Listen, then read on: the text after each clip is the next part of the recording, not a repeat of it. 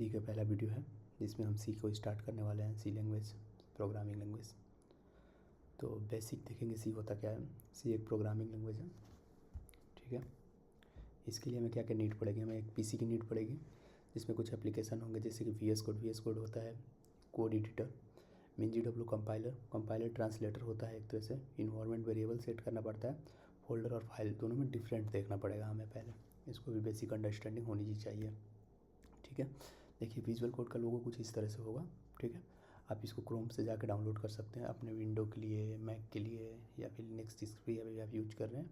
ये माइक्रोसॉफ्ट द्वारा डेवलप किया गया एक कोड एडिटर है, ठीक है, जिस पर हम अपने बेसिक कोड लिखते हैं और ये कंपाइल करता है, रन करता है, हमें एक अच्छा खासा इंटरफेस प्रोवाइड करता है, ठीक है। कंपाइलर, कंपाइलर क्या होता है, हम जो भी बात कर रहे हैं वो हाई लेवल लैंग्वेज में होता है, ठीक है। जैसे कि human readable language, Ram is a boy, Ram एक लड़का है, ह्यूमन रीडेबल लैंग्वेज है, जबकि कंप्यूटर समझता ही नहीं है, कंप्यूटर केवल बाइनरी कोड को समझता है, तो उसके लिए हमें कुछ सिग्नल 0101 में कन्वर्ट करना पड़ता है जो कि कंपाइलर करने का काम करता है, ठीक है। हम जब प्रोग्रामिंग लैंग्वेज लिखने की बात करते हैं तो बेसिक एक ही मतलब है कि हम किसी हाई लेवल लैंग्वेज को लो लेवल लैंग्वेज में कन्वर्ट करना है एक प्रॉपर सिंटेक्स में, सिंटेक्स के थ्रू, ठीक है।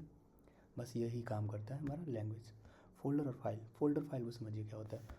फोल्डर और फाइल दोनों अलग अलग चीज़ें। फाइल कभी भी एक्सटेंशन के साथ ही आएगा, जबकि फोल्डर के अंदर बहुत सारे फाइल्स हो सकते हैं या फिर एक फोल्डर के अंदर मल्टीपल फोल्डर्स भी हो सकते हैं, ठीक है। लेकिन फाइल के अंदर मल्टीपल फाइल नहीं हो सकते हैं, फाइल के अंदर फोल्डर नहीं हो सकता है, ठीक है।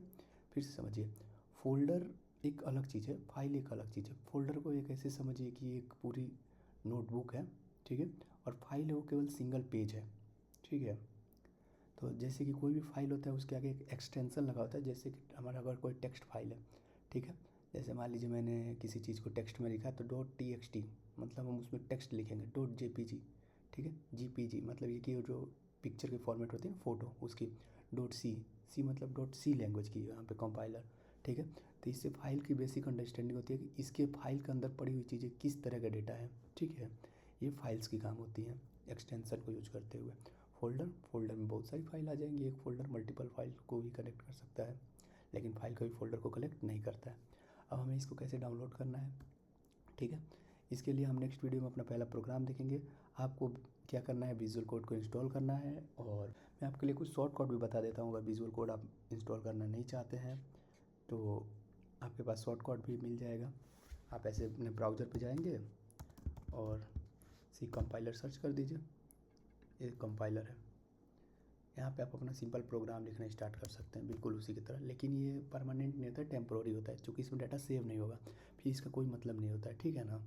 तो फिर आप ऐसा करिए, विजुअल कोड को इंस्टॉल करिए, लिंक डिस्क्रिप्शन में दिया हुआ है, आप वहाँ से वीडियो देखें और अपना VS कोड को इंस्टॉल करें, फाइल बनाना सीखें, फोल्डर बनाना सीखें, फिर हम बेसिक प्रोग्रामिंग स्टार्ट करेंगे कल से। Thank you for watching.